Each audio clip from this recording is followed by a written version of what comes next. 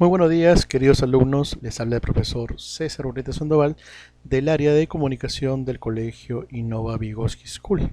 En esta oportunidad vamos a atender el curso de teoría literaria dirigido para los alumnos de quinto y sexto grado de primaria con el tema 3, los géneros literarios. Vamos a ver su definición, clasificación y algunos ejemplos más. Bien, lo primero que tenemos que resolver sería definir qué se entiende por géneros literarios. Los géneros literarios son básicamente categorías que van a servir para organizar, ordenar y diferenciar los textos de literatura, o sea, los textos literarios, con el fin de poder sistematizar una investigación y un estudio, digamos, a futuro. A ver, para poder rastrear dichos géneros habrá que volver sobre la primera clasificación que se entiende se hizo sobre los textos literarios a cargo del filósofo Aristóteles, filósofo griego, ¿no? Que con su obra poética va a presentar tres géneros literarios clásicos: el género épico, lírico y dramático. En cuanto al género épico, este va a cambiar con el tiempo y se va a convertir en el género narrativo. Hay que recordar que en la primera época clásica grecolatina, el género épico, lírico y dramático se componía a través de los versos. Ya más adelante, en la contemporaneidad, en la modernidad, el género épico pasa a ser narrativo y también de esta manera se va a imponer la prosa como elemento compositivo de estas obras, o estos géneros para ser más claros. Muy bien, ahora vamos a ver el primero de los géneros, que es el género épico. Muy bien, es el primero y el más antiguo de los géneros y va a presentar como protagonista a la figura del héroe. Este héroe tiene que cumplir o tiene ciertas características. Primero, el de ser un gran aventurero, ¿no? Un gran aventurero que le permita emprender grandes viajes, grandes retos, en búsqueda del honor, de la gloria, ¿no? Y para eso se va a tener que enfrentar a enemigos y seres poderosos, ¿no? Por lo general estos seres y enemigos eran fantásticos, tenían facultades extraordinarias como este héroe también, ¿no? Y también entre los propósitos de este héroe siempre está la búsqueda de el ser amado o amada. Muy bien, entonces en cuanto a las especies épicas podemos mencionar a tres, ya que se va a desarrollar en un proceso histórico. Primero, en la época grecolatina va a aparecer la epopeya, ¿no? Donde se va a contar grandes eventos bélicos, grandes conflictos, guerras y viajes también realizados por estos protagonistas que eran los héroes. Además van a compartir, digamos, protagonismo, monstruos y divinidades mitológicas que van a intervenir en la trama o el desarrollo de los acontecimientos. Entre las obras más importantes podemos mencionar las dos obras emblema de Homero, la Ilíada y la Odisea, y sumarle también la Eneida, obra del latino Virgilio. Pasa el tiempo y en la Edad Media va a surgir una nueva especie épica. Nos referimos al Cantar de Gesta. El Cantar de Gesta va a tener como protagonista a los caballeros que van a luchar por un pueblo, por una nacionalidad, por una identidad y también por su amada y por su honor. Va a predominar el pensamiento teocéntrico, que quiere decir que la Iglesia Católica Cristiana es la que se va a imponer y por ende el pensamiento de Dios como el centro de todas las cosas. En ese sentido tenemos obras como el Cantar de Gesta, que aparece en España, el Cantar de los Nibelungos en Alemania y el Cantar de Roldán en Francia. Otra especie épica importante se va a dar de manera progresiva. A continuación vamos a rastrear entre el pre-renacimiento y el renacimiento esta obra que es la Divina Comedia, donde el protagonista ya no es este típico héroe clásico, ¿no? Sino van a ser personas, digamos, comunes y silvestres, donde se va a desarrollar, digamos, una serie de necesidades que antes no aparecían, ¿no? Por ejemplo, en el caso de la Divina Comedia, la salvación del alma, del espíritu. Muy bien, ahora vamos a detenernos en el siguiente género, el género lírico. Bien, el género lírico responde a ese nombre debido a la lira, ¿no? Ya que estos primeros poetas iban a recitar, a declamar sus obras o sus composiciones acompañado de ese instrumento musical que es la lira, y va a caracterizarte este género por su carácter subjetivo, ¿no? Donde se va a expresar las sensaciones, sentimientos y estado de ánimos de este poeta. Ahora vamos a dar repaso de algunas especies líricas. Vamos a centrarnos en tres. La primera de ellas sería la oda. La oda es entendido como un canto de alabanza, de reconocimiento, ¿no? Un gran elogio público y poético. Busca expresar entonces con alegría y entusiasmo su preferencia hacia algo o hacia alguien. En ese sentido va a destacar la obra A la vida retirada de Fray Luis de León. Ahora, en cuanto a las églogas, que sería otra especie lírica, es un poema dedicado a la vida campestre, a la vida bucólica, ¿no? A la naturaleza, donde va a tener como inspiración la vivencia de los protagonistas. Ahí serían entonces los pastores.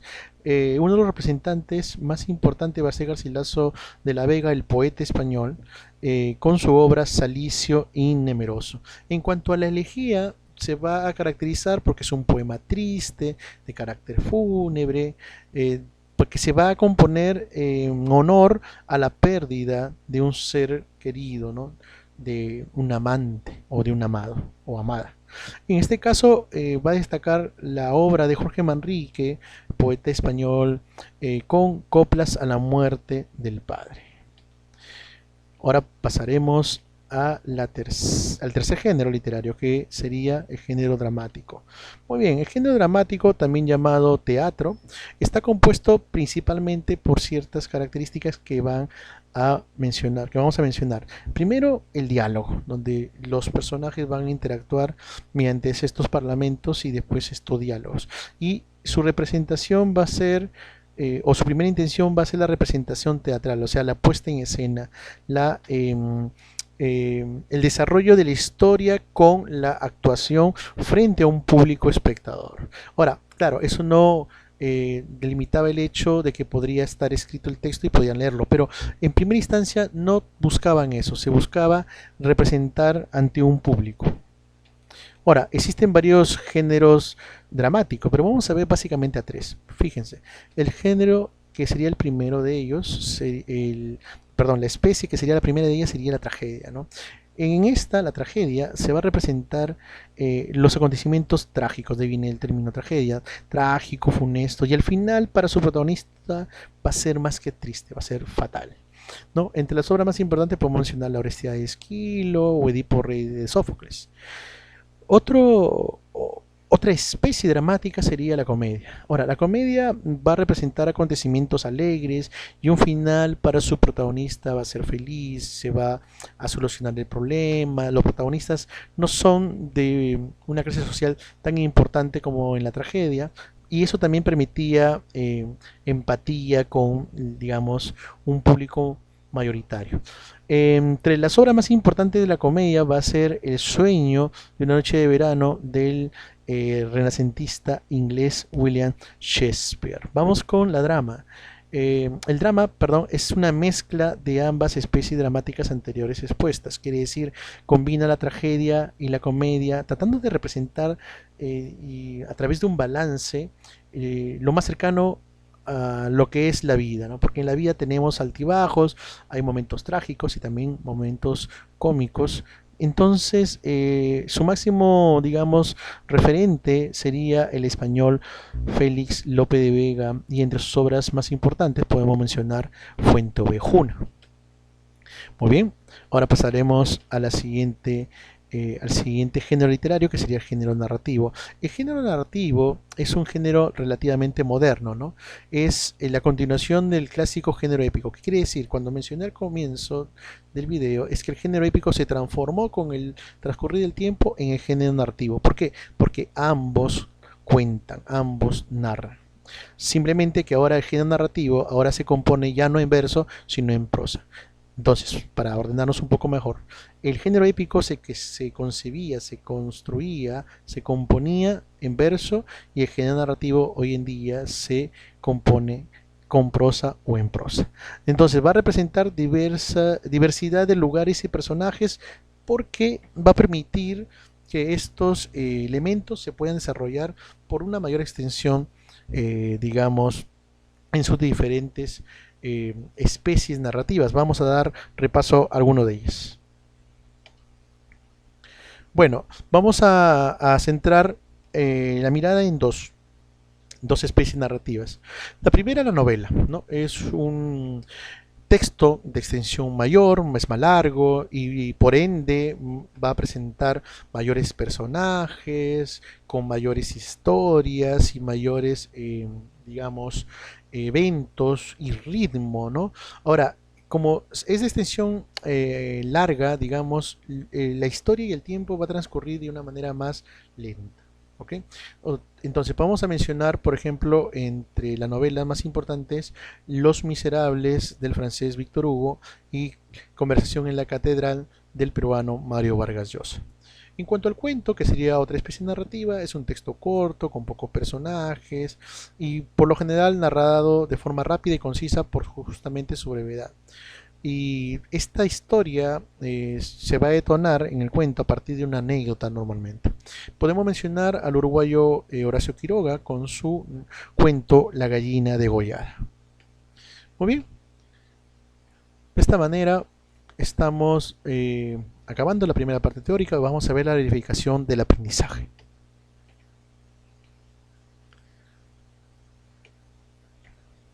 Bien, tienes ahí 5 ejercicios. Lo que vamos a hacer es guiar y explicar algunos de ellos para contextualizarlos y que entiendas mejor, pero lo tienes que copiar y enviar las capturas de estos ejercicios vía WhatsApp. Ok, vamos a ver.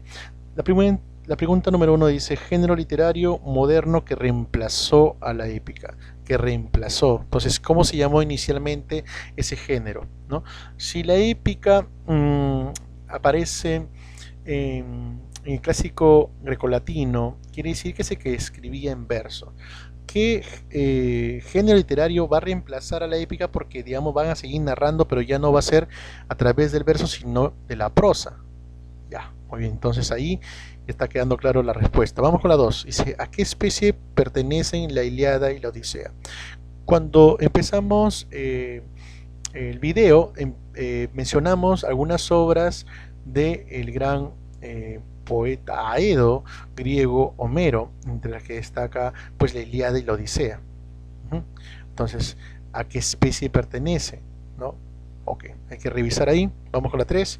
¿En qué etapa de la historia se desarrollaron los poemas épicos? Hay que recordar que la épica se ha extendido por muchos siglos, y las especies épicas iban apareciendo según el contexto y el desarrollo de ese devenir histórico. ¿Qué quiere decir? Que cada periodo tenían, digamos, algunas especies que se imponían. Entonces los poemas épicos también se desarrolla en un momento de la historia, ¿no? Entonces ahí tienes que decirme si fue en la antigüedad, en la, digamos, en la Edad Media, en la modernidad, en la actualidad, o estamos refiriéndonos a la contemporaneidad. Vamos con la pregunta 4. Dice: ¿a qué especie lírica pertenece el poema Salicio y Numeroso? Me dicen especie, entonces se está refiriendo al género lírico, ¿no? A la poesía. Salicio y Numeroso son dos pastores.